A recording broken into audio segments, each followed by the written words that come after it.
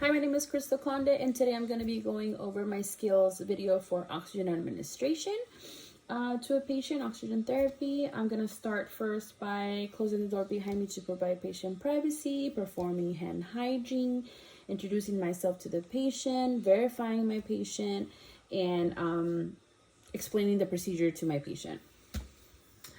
Hi, my name is Crystal. Can I please see your wristband? Thank you. Can you please state your full name and your date of birth? Perfect. Thank you, Mr. Conde. Mr. Conde, like I said, I'm Crystal, and I'm here today because it looks like your oxygen needs are a little bit higher than normal.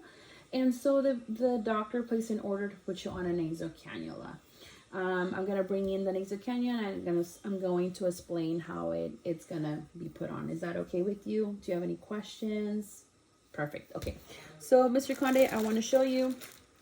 This is a nasal cannula. I'm going to pull it out of the bag. It's open because I've been practicing.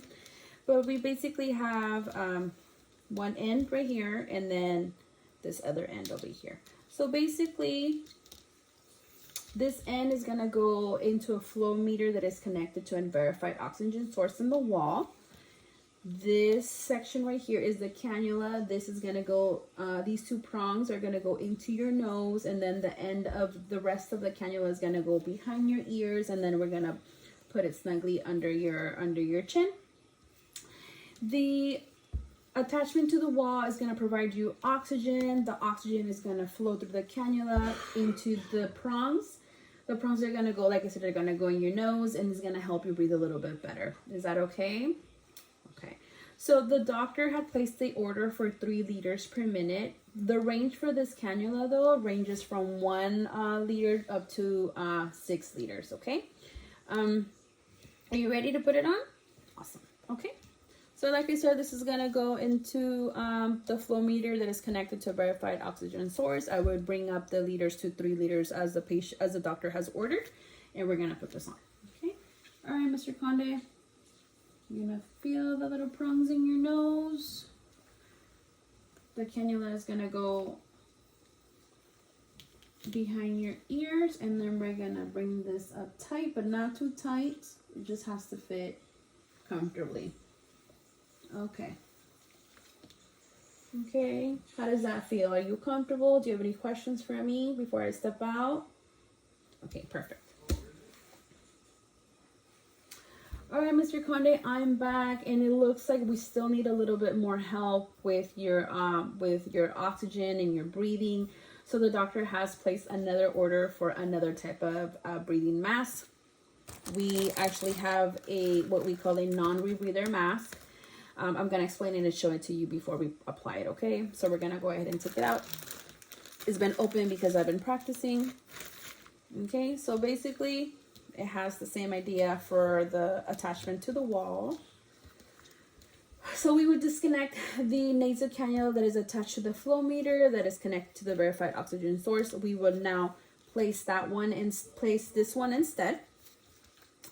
And then this mask, like I said, it's like a mask. If it's like a mask, it's gonna have to fit a little bit snugly, and then it has this bag attached to it. This bag has to stay inflated at all times. That's how we know that it's actually working.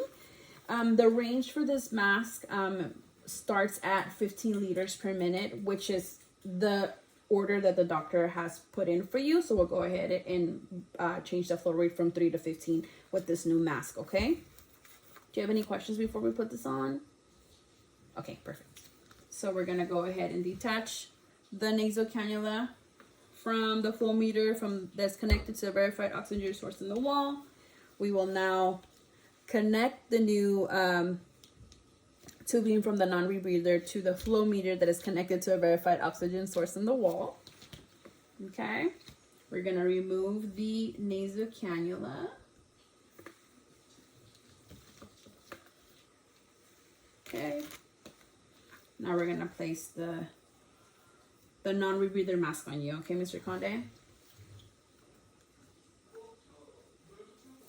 Okay. Sorry, Mr. Conde, I'm just trying to adjust, so I'm gonna be all over your face. I apologize. Just want to make sure that it's placed correctly. You don't have any kinks in the back.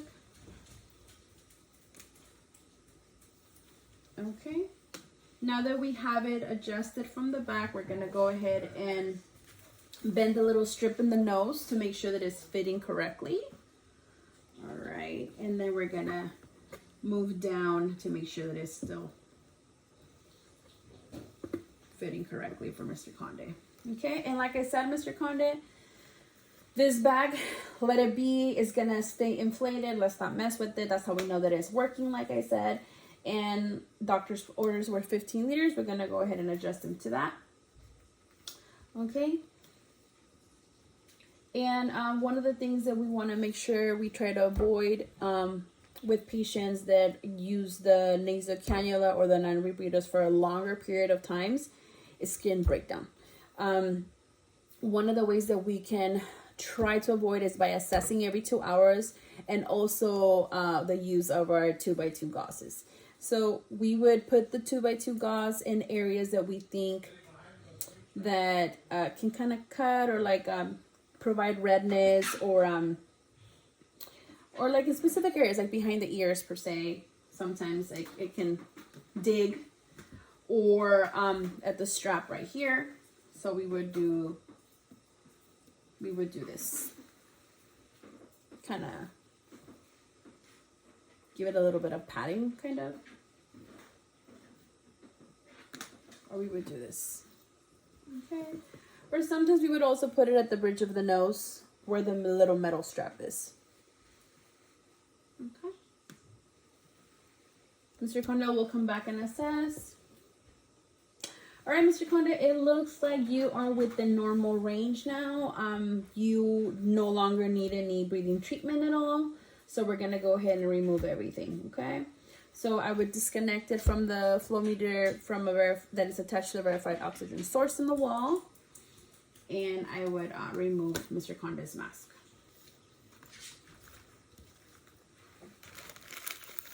Mr. Conde, before I head out, do you have any questions for me? Are you comfortable? Can I get you anything before I head out? Perfect. Okay.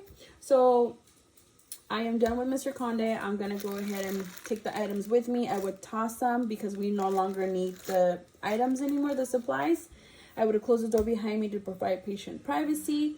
I would perform hand hygiene, and I will make sure to document the procedure in the patient's chart. Thank you.